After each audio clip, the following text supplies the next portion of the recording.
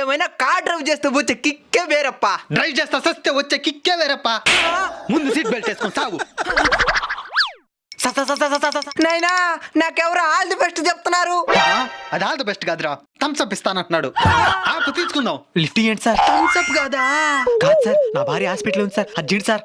సరే సరే ఎక్కు. అవును, మీ భార్య హాస్పిటల్ ఎందుకుందే? నా భార్య నర్సు కదా.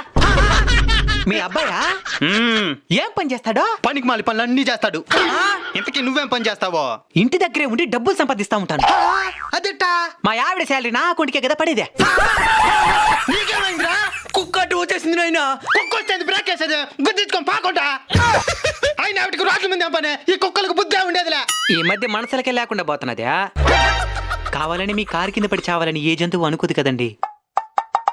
మీకు ఆ జీవి ప్రాణం ఆఫ్టరాలే కావచ్చు, కానీ ఆ ప్రాణిని నమ్ముకుని ఎన్ని ప్రాణాలున్నాయో. అవి జంతువులు, వాటికి నిజంగానే బుద్ధుండదు.